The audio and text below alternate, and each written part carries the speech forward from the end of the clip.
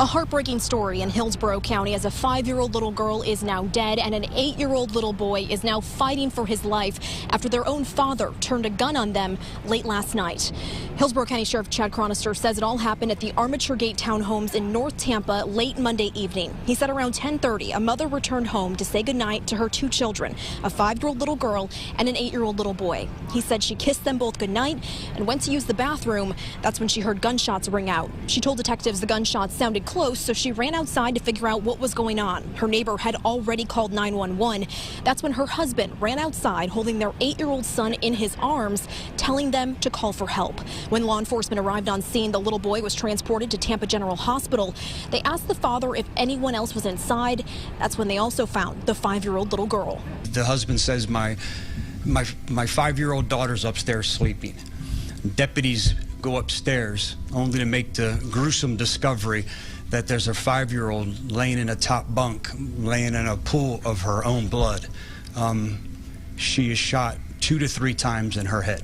Now, both children were shot in the head 2 to 3 times. The father, Jermaine Lavonda Bass, offering no explanation except saying that he had accidentally shot his son. He's currently facing several charges, including first-degree murder and attempted first-degree murder. Sheriff Chronister says HCSO had never been called out to this address in the past, and Bass had no prior criminal history. Now, as for that 8-year-old little boy, we're told he underwent surgery last night after arriving at the hospital. Like I said, he had been shot 2 to 3 times in the head, and today he's still fighting for his life in critical condition.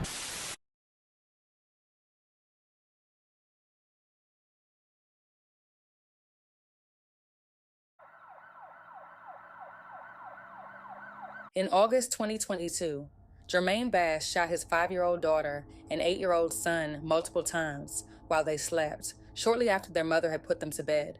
The young girl tragically died, while the boy survived. Bass was arrested and faced charges of murder, attempted murder, and multiple counts of aggravated child abuse. During the trial, jurors were shown graphic photos of the crime scene in the children's bedroom, security camera footage from a neighbor, and body camera footage from the Hillsborough County Sheriff's Office deputies who responded the night of the shooting. Investigators reported that Bass claimed he was attempting to unload the magazine when the gun accidentally discharged, but prosecutors argued that Bass intentionally fired the shots. After several hours of deliberation, the jury returned with guilty verdicts for all counts, including first-degree murder. At the sentencing hearing on Monday, the children's mother, Shirley Bass, addressed the court, referring to her son as a warrior for surviving the shooting. Just before the sentencing, Jermaine Bass spoke, describing himself as a good person who had always provided for his family and had a positive spirit. He referred to the shooting as the accident, prompting the judge to reprimand him. On Monday, the judge sentenced Jermaine Bass to life in prison without the possibility of parole, following the jury's conviction on all charges. Sir, did you want to, you know we're here for sentencing, did you want to make a statement to the court as far as what your family feels, how this has affected you all, and what you would like to see happen? Yes. Okay, go ahead. I just want to say good morning.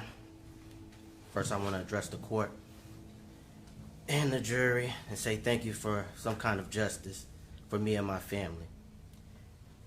Jay, there's no amount of time that you will be serving to make this right. The trauma that you caused, we will always be affected, not only for my family, but your family as well. I tossed and turned many nights, thinking, how could someone do something like this to their kids? They do not understand the joy of being a father. I guess I would never comprehend that. Because being a father is the most rewarding thing I ever had to experience. Jay, you will never get the pleasure of hearing, Daddy, I love you. Daddy, Daddy, I need you, and so on and so on. I pray that eats up at you at every night of your life, for the rest of your life. That you will never hear that again. Jay, you're truly definition of a coward. You took your anger out on your own kids that were very defenseless. You intended to hurt my family without thinking about hurting your family as well. You're not there to comfort your family members. You're not there to do anything to make it right. You left JJ to believe that he has to be my sister's protector, when you were certainly not. JJ asked me one night, "Uncle, why did this have to happen to me?" I replied to him, "I'm not sure.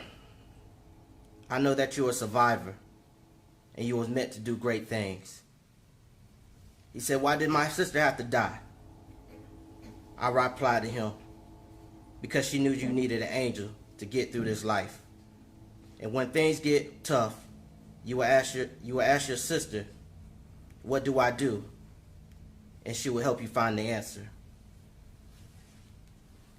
He said, "You're right, Uncle Richard, because she helped me this far." Jay, you did not win, though. You lost. Not only your freedom, not only the opportunity to be a part of JJ's healing and his greatness, which he surely will be. You lost the opportunity to have that father-to-father talk, to give guidance, participate in school events, sport events, and witness those teenagers and adults first that most parents treasure. You did not succeed. You did not win. My nephew and my sister will heal and will grow and to continue to be great without you. While Jayla's spirit is shining down on us and we are proudly honoring her memories. You did not win, you loser. I hope that he gets the max sentencing that he could possibly get. And loving memories of my niece, Jayla. All right, thank you. All right, does anyone else have anything they'd like to address the court with? And the sentencing is for the purpose of the court determining how this loss has affected you and your family. The sentencing is not a time for name calling and attacks on the defendant. So if that's what you're going to do when you're going to come up, you need to reevaluate that. All right?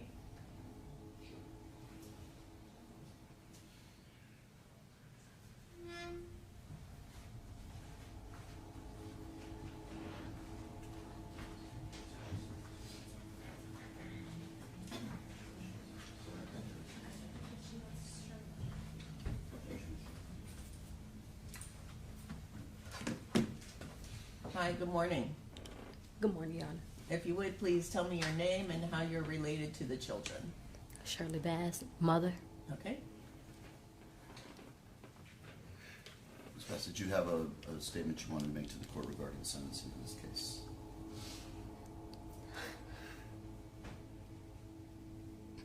Excuse me. I just want to say thank you and Do you need some water? no, I'm fine. Thank you. All right. Yeah. Let us know if you do.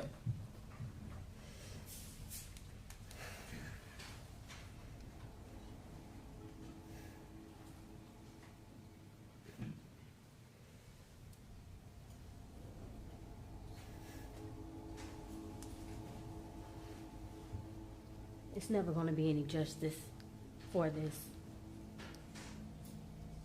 But I pray that we can all move forward. While our angel is looking over us all. Life as a mother and wife comes with its challenges. It's not always perfect, and each day isn't filled with sunshine. But with faith and prayer, you navigate through the ups and downs. You embrace your role as a football and cheer mom. And despite financial hardships, nothing compares to the joy of witnessing your children thrive in activities they love. You focus on their happiness, content with your daily routine of work and family life. Yet in an instant, everything changes. Your husband and children are taken away from you, leaving you to question, how could he? How could he hurt them, putting them in harm's way, knowing he's supposed to be their protector? What could drove him to such actions?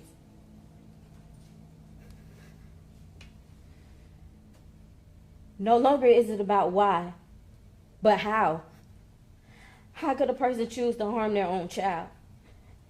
A little girl who just begun to experience the world, who started kindergarten 19 days before, and who will not lose not only her first tooth, but her entire life just 13 days later. How could you? How could you take away the life of such an innocent, joyful, promising child? How could you? She would never get to experience her first dance or celebrate her sweet 16. And she'll never become the cheerleader she was destined to be. How could you? As a mother, the thought of the experiences I wish to share with my daughter is heart-wrenching. Those moments were stolen from me by someone I trusted, who I thought I loved, in our children. Understanding that no sentence you receive could ease the pain or bring her back is a harsh reality. You think of your son, who looked up to his father, loved playing video games, and dreamt of being a football player. How could you attempt to take your own son's life? How could you? You ripped away your son's dream and denied him of a fair chance. Yet through it all, I feel blessed to witness my son's healing's journey. Tears of joy filled my eyes the first time he stepped onto that field again, knowing that what he has endured. He proudly declared that he will wear the number 5 to honor his baby sister Jayla. In the weight of this tragedy, it is now my responsibility to ensure that my son JJ is protected. I am determined to create a safe and loving environment for him, one where he can thrive and continue to grow without fear. Jayla is now with the Lord, resting in his arms. She walks with us every day. Those we love may leave us, but they remain in our hearts forever. Jayla is deeply loved and very much missed. We cherish the 5 years we shared with her and the beautiful memories we created. She brought us the best 5 years of our life, and our heart knows the sweetness of the angel she was here on this earth.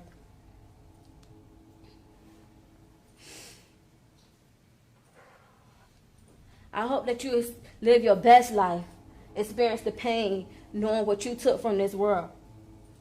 A bright, loving cheerleader, an awesome daughter, cousin, niece, granddaughter, and an amazing sister. How could you make the choice to end her life?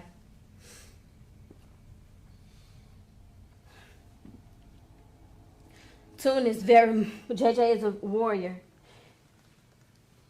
And he has an angel looking over him every day now.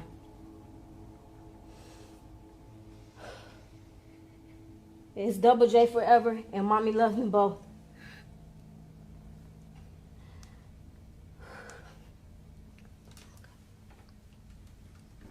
Thank you, Your Honor. Thank you, class.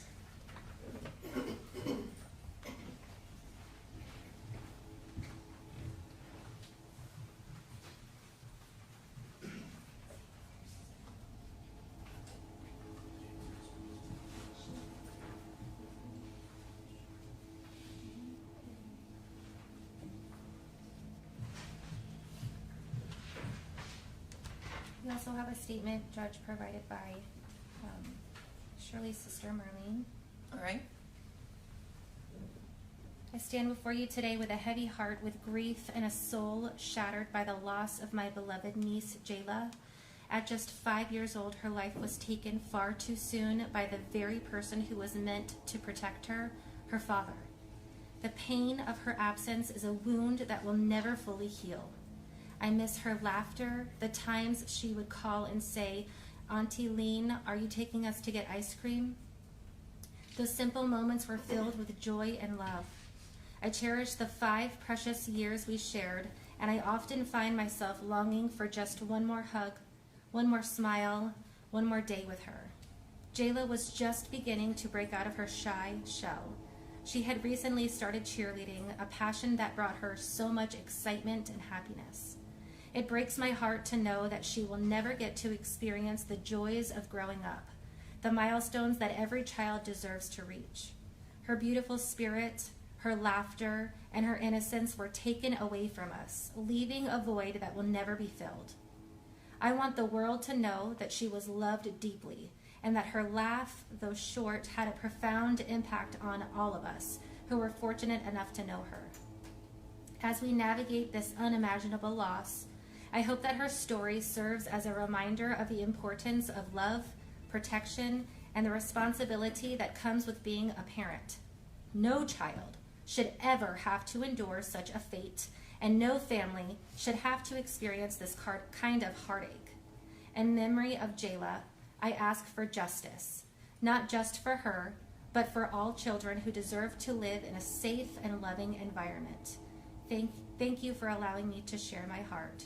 Sincerely, Auntie Lean. Thank you.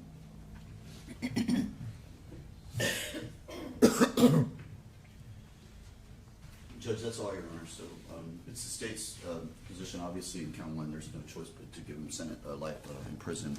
We would ask that he receive the maximum on all three charges on such a heinous crime, taking away the life of his own daughter, attempting to take the life away of his son. It was a horrible act, one of the worst, and we are asking the judge that he get the maximum, which is life in prison on all 4 counts. All right, and did you do a guideline score sheet on those 3 counts? We did, Judge, and I believe it's been submitted to you via email. Oh, okay, thank you. Did you send it to me or to the division? I sent it to you. I can also forward it to the division if you need. From you? Yes, ma'am.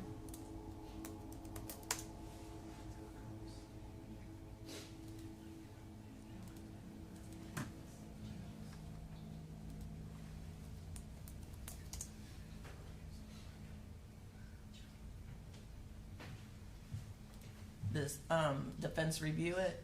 Yes, ma'am. We did review the score sheet, we had located some errors, and they have been fixed, and Okay. the final copy is accurate, Judge. All right. All right, well, I'm looking for that. Defense have witnesses that, Mr. Bass's mother, Ms. Thomas, would like to address the court. sure?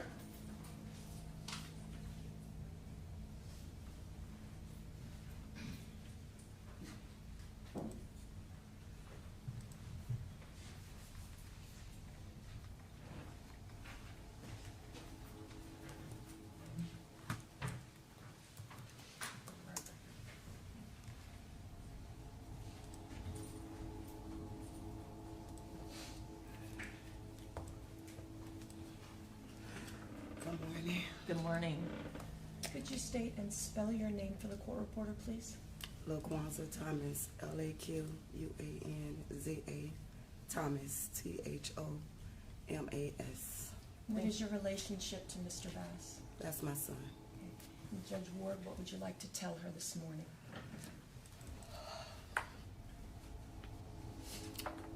This has been a journey, always been a journey. As a mother, my son had him April 27, 1992. And a joy that it was as a young mother, raising him. And he was always a good student, smart, intelligent. He still is. Is he an only child? He have twin brothers, and everybody educated, everybody graduated. No one's have no charges in no schools or none of that. This is the first one. Everybody's always work. My son been working there since the age of 15 with his grandmother. Then got on his own. He always been, when he met her at the age when she was 17, he always was a provider, a protector, and a pleaser, because he was the one who was always working. And he always made sure he provided for his family. And he always made sure that no matter what, they was good, even before I was good. He went back because he wanted to be a husband and he wanted to be able to take care of his kids. But sometimes you have to learn to separate yourself, love yourself more. Because sometimes you will be on a journey and that you can't see because you're not used to it, because it's your first love. You didn't have all those experience. And as a mother, I couldn't give you of who you was gonna love and end up with, and what the journey you would have had to go on. But I'm always here. And one thing about it, all the men at the cruise ship, because he was a welder building cruises. His last job. They know what everyone said, nothing but good things about you. You hold your head up. I don't know, I still don't know the answer. I don't know why. I don't know none of that.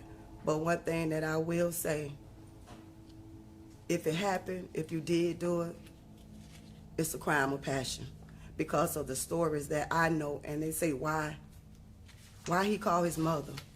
Because I'm always that mother that's gonna be there, that I'm gonna come. Mama have the answers. That's what my kids know. And maybe I went and did protect them too much. My kids work and they be at home playing the game, even at this age. But maybe I don't know how to stop a little bit. But I love my grandkids because I'm just like I was about my sons. I was that grandmother. If nobody else was there, I was there. I made it happen.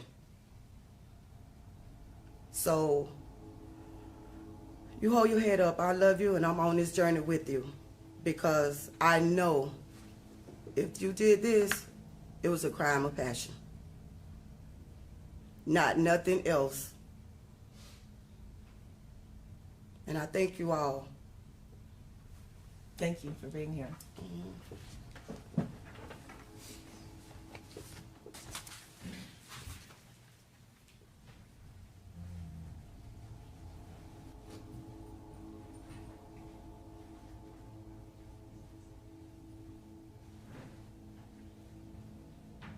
Anything else? Nothing else on behalf of the defense in terms of witnesses. Mr. Bass is not going to make a statement here this morning. Mr. Bass does not want to be heard. No, Your Honor. Is that correct? Do you need a second with them? Oh, I'm sorry. Yes, I do. All right.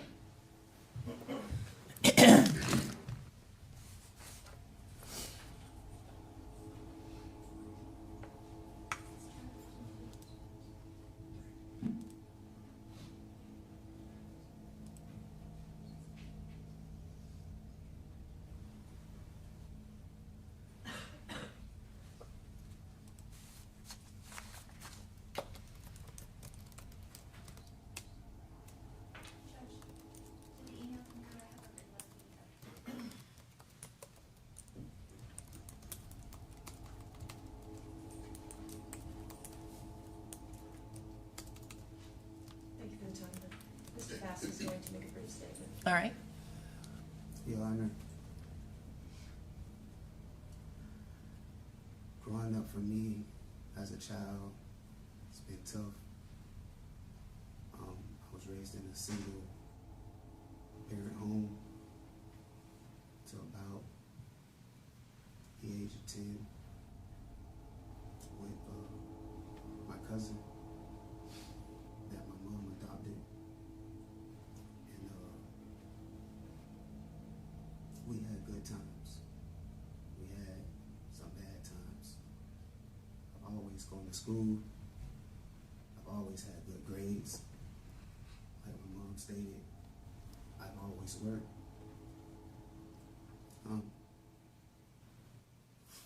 I graduated from Hillsborough High School.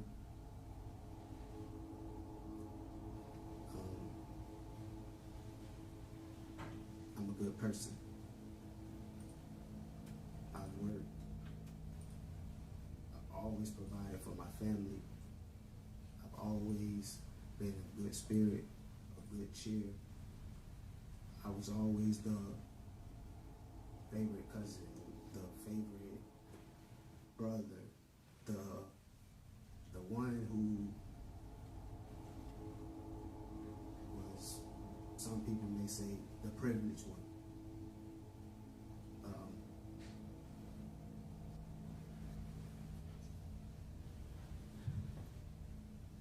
I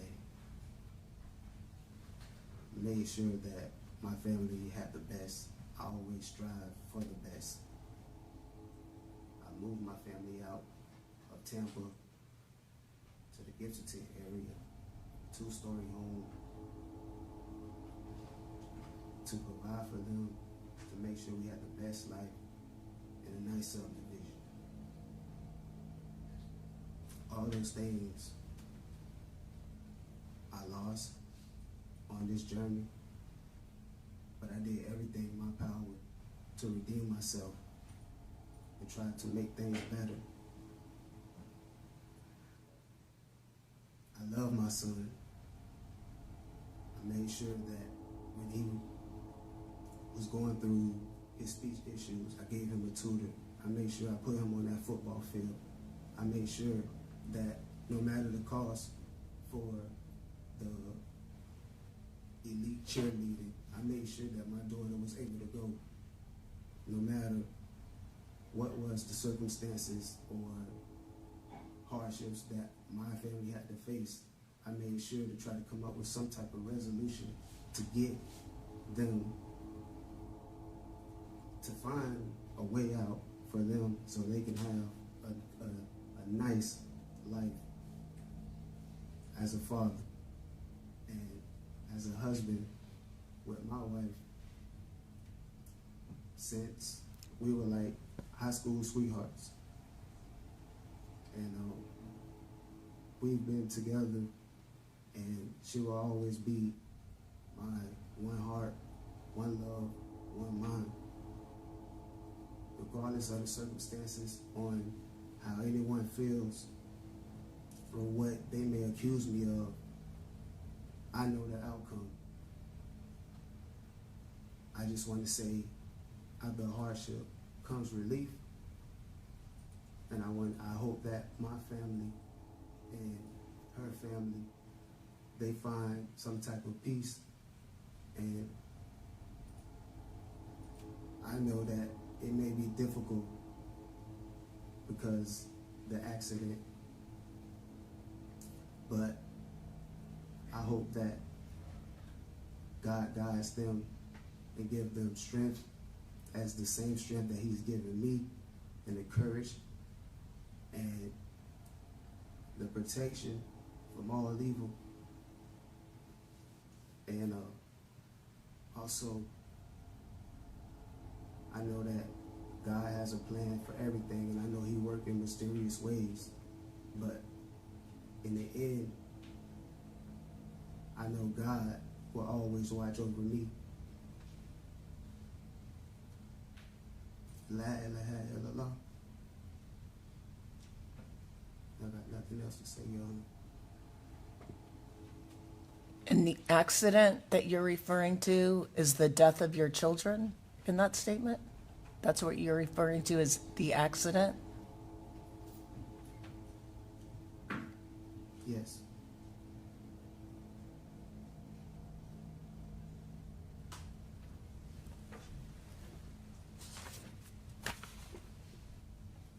Anything else from either side? Your Honor, of course, has no discretion as to count one. The defense is asking that you take into consideration the lack of criminal history. Mr. Bass's statements about being a good provider and a good father are actually true. We took a deposition of Miss Bass. She indicated all of that. He was a loving father, took care of his children, participated in their school. He was a loving husband, provided for his family. I don't think anybody understands to this day why this happened. Just like echoing the comments of Mr. Thierry in opening statement, why? So at this time, Your Honor, I am asking that you run counts 2, 3, and 4 concurrent to count 1. And I would just ask my co-counsel if I missed anything. That's all we have. Thank you, Judge. All right. Anything else from the state? No, Your Honor. All right, come up. And Judge, we have calculated the credit, and the clerk has the same calculation we do, and it is 917 days. 917? Yes, ma'am.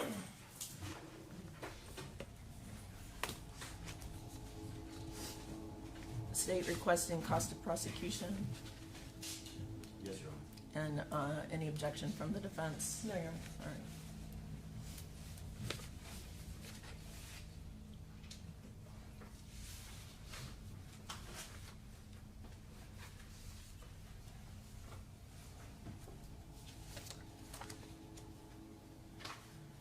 And on count 2, there's a 25-year min-man,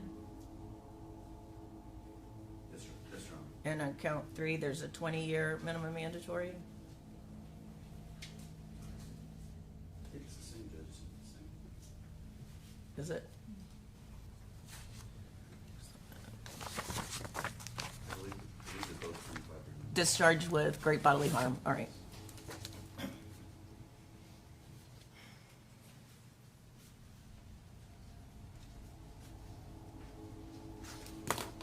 All right, based on the jury's verdict, Mr. Bass, on counts 1, 2, 3, and 4, you're adjudicated guilty, sentenced to life in Florida State Prison. Counts 1, 2, 3, and 4 each carry a 25-year minimum mandatory sentence. Count 1 is life without possibility of parole. That's for the first-degree murder of Jayla Bass. Impose all mandatory costs as a lien against you. That includes the $150 for the cost of prosecution. You have credit for 917 days. Is that your understanding of your credit time? Yes, Your Honor. All the counts are to run concurrent. All the minimum mandatories are to run concurrent. Any questions about this sentence? You have 30 days to appeal the verdict of the jury and the judgment of the court. If you cannot afford the services of an attorney for the purposes of appeal, one will be appointed for you. I know the Office of the Public Defender will perfect the appellate paperwork before they withdraw from representation. And Judge, may we send you an order today appointing us? Yes. Thank you, Judge. All right.